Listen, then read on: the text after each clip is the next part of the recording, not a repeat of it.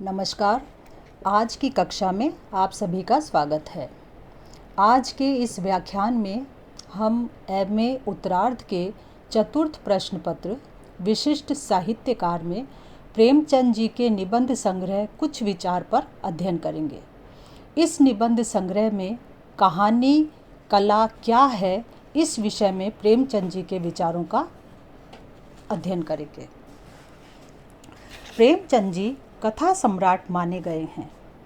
उन्होंने पहले उर्दू में लिखना प्रारंभ किया और बाद में हिंदी में। उन्होंने 300 से अधिक कहानियाँ लिखी हैं जो मानसरोवर के 8 भागों में संग्रहित हैं। कहानी के विकास, कहानी के तत्वों का उन्होंने अच्छे से अध्ययन किया है।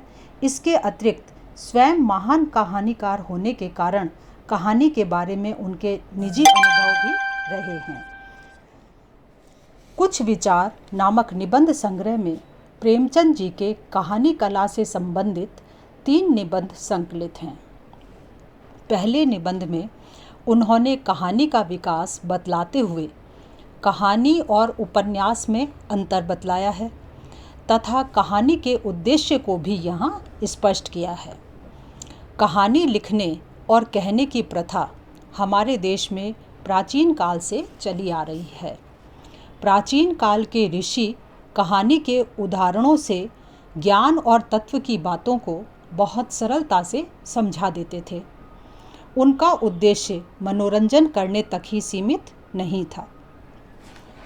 प्रेमचंद जी पुरानी और आज की कहानी का अंतर स्पष्ट करते हुए प्रारंभ में ही यह बतलाते हैं कि आजकल आख्यायिका का अर्थ बहुत व्यापक हो गया है।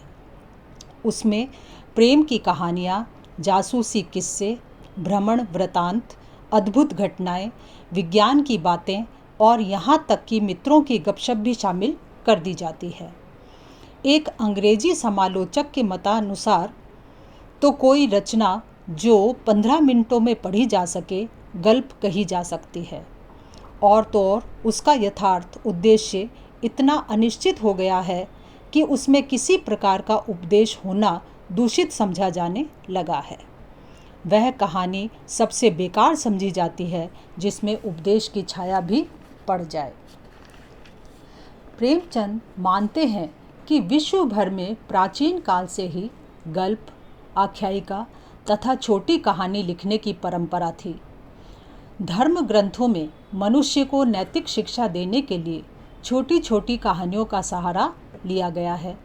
महाभारत, उपनिषद, बौद्ध जातक, बाइबल आदि सभी धर्म ग्रंथों में ज्ञान और तत्व की बातें कहानियों के माध्यम से बताई गई हैं। इन प्राचीन धर्म कथाओं में नैतिकता और अध्यात्म की बातें बहुत अधिक हैं। उनमें मनोरंजन का एकांगी रास्ता नहीं है। इन धर्म ग्रंथों में उच्च श्रेणी के विचार और दर्शन को प्रकट करने के लिए रूपक कथाएं भी लिखी गई हैं। उनकी रचना पर आश्चर्य होता है कि इतनी उच्च श्रेणी की कहानियां उन्होंने उस समय कैसे प्रस्तुत की थीं। आजकल तो कहानियों का विषय और क्षेत्र व्यापक हो गया है। प्रेम, जासूसी, विज्ञान भ्रमण, मित्रों की गपशप भी कहानियों का विषय बन गए हैं। एक अंग्रेजी समालोचक ने तो ऐसी लघु रचना को ही कहानी माना है जिसे 15-20 मिनट में ही पढ़ लिया जावे। पुरानी कहानी में उपदेश प्रधान था और उपदेश को ही कहानी का दोष माना जाता है। भारत में धर्म ग्रंथों के अतिरिक्त भी कहानियाँ मिलती हैं। प्राचीन काल कहानियों की दृष्टि से संपन्न था। कथा सरित सागर, बैताल पचीसी, सिंहासन बतीसी आदि में अनेक आख्यायिकों को एक श्रृंखला में बांधने का प्रयास है। इनमें नैतिक और धार्मिक समस्याओं का निराकरण किया गया है। इसी प्रकार अरबी में सहस्र रजनी चरित अद्भुत रस की प्रधानता के साथ सभी रसों से युक्त कहानियों का उपदेश विहीन संग्रह है। इसमें उपदेश के लिए कहीं कोई स्थान नहीं है। इसी के अनुसरण पर भारत में भी शुक बहत्तरी जैसी कहानियों की रचना हुई, जिनमें कहानियों से उपदेश देने का ढंग निराला है। मध्यकाल में विश्व साहित्य में नाटकों का उत्कर्ष हुआ, इसलिए कहानी का विकास कम हुआ और उस समय भक्ति तथा राज प्रशस्ति का काव्य अधिक रचा गया। फारसी में उस समय शेख सादी के गुलिस्ता बोस्ता की कहानियों में उपदेश तथा प्रेमी हृदयों की सुगंध का सृजन किया गया। 19वीं शताब्दी में साहित्यकारों ने पुनः आख्यायिका की ओर ध्यान दिया। यूरोप में विशेषतः फ्रांस और रूस के साहित्य में कहानी का विकास हुआ। अंग्रेजी में Dickens, Wells, Hardy, Kipling, Charlotte यग तथा फ्रांसीसी भाषा में सरस कहानियाँ लिखने वाले कई कथाकार हुए। रूस में मोपासां, बाल्जक, टॉल्स्टॉय, चेखव, दोस्तावस्की आदि कहानीकारों ने उत्तम कहानियाँ लिखीं। इन कहानियों में रूस के विलासप्रिय समाज का चित्रण है। दोस्तावस्की ने अपनी कहानियों में मनोभावों की दुर्बलता का चित्रण करने का प्रयास किया है।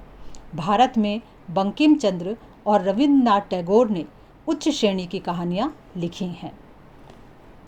प्रेमचंद ने कहानी कला निबंध में कहानी की विशेषता को प्रकट करने के लिए उसका उपन्यास से अंतर बतलाया है और कहा है कि उपन्यास में परिवेश का व्यापक चित्रण किया जा सकता है।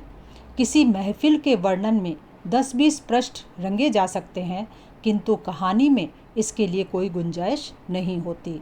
वहाँ तो प्रत्येक वाक्य और शब्द उद्देश्य को प्रकट करता है। दूसरा अंतर बतलाते हुए उन्होंने कहा कि उपन्यास केवल धनी लोगों के लिए ही होते हैं जिनके पास धन और समय होता है, जबकि कहानी आम जनता की संपत्ति है जिसके पास ना धन है ना समय। उपन्यास और कहानी में आकार का अंतर होता है। उपन्यास का बड़ा आकार और कहानी का लघु आकार होता है। उपन्यास में अनेक स्थान, दृश्य प्रस्तुत किए जा सकते हैं। उसमें अनेक चरित्र केवल मनोभावों का प्रदर्शन करने के लिए ही आते हैं, किंतु आख्यायिका में यह विविधता नहीं होती।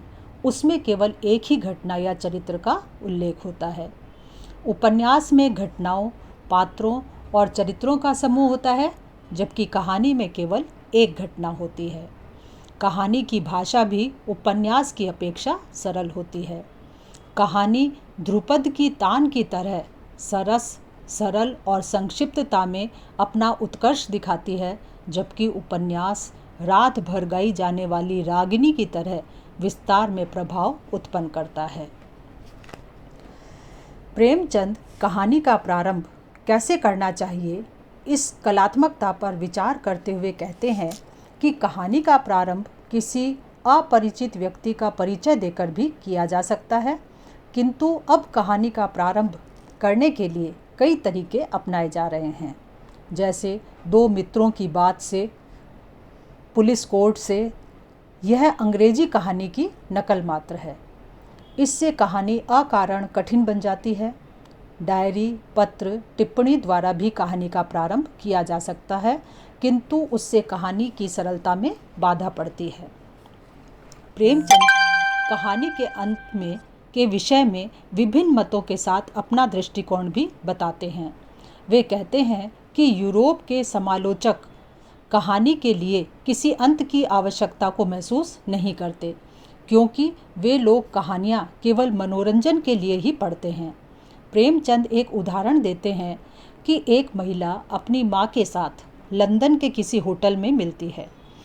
वृद्धा माँ उससे किसी विशेष पुरुष से विवाह करने का आग्रह करती है, किंतु महिला ने अपने लिए वर चुन लिया है। माता उसे धन से वंचित करने की धमकी देती है, किंतु लड़की इसकी परवाह नहीं करती है। माता रूठ कर चली जाती है। तब उसका प्रेम आता है और बिना धन लिए उस महिला से विवाह करने को राजी हो जाता है। विवाह होता है और सुखपूर्वक जीवन व्यतीत होने लगता है। इसके बाद धन की कमी होने पर वह युवक किसी अन्य स्त्री से धन लेकर विवाह करने का प्रयास करता है। जो ही उस युवती को इस बात का पता चलता है, वह एक दिन घर से निकल जाती है और यही कहानी का अंत हो जाता है। इस प्रकार कहानी का अंत भी बदलता है।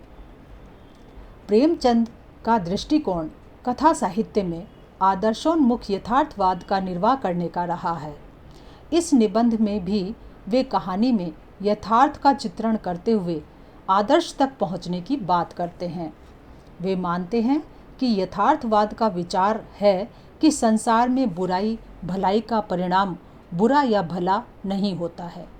प्राय बुरा आदमी सुख पाता है और भला आदमी दुख पाता रहता है। इसके विपरीत आदर्शवादी की मान्यता है कि यथार्थ को तो हम नित्य ही अपनी आँखों के सामने देखते हैं, अतः उसे दिखाने से कोई लाभ नहीं है। हमें कुछ देर के लिए कुत्सित व्यवहारों से दूर हो जाना चाहिए। साहित्य समाज का दर्पण ही नहीं है, बल्कि दीपक है जो प्रकाश फैलाता है। भारत का प्राचीन साहित्य भी आदर्शवाद का ही समर्थक रहा है। हमें आदर्श और यथार्थ का समन्वय करना चाहिए। और अंत में निबंध में प्रेमचंद जी यह कहते हैं कि भारत की प्राचीन साहित्य आदर्शवाद का ही समर्थक रहा है। हमें भी आदर्श ही की मर्यादा का पालन करना चाहिए। हाँ, यथार्थ का उसमें ऐसा सम्मिश्रण होना चाहिए कि वह सत्य से दूर ना जाना पड़े। धन्यवाद।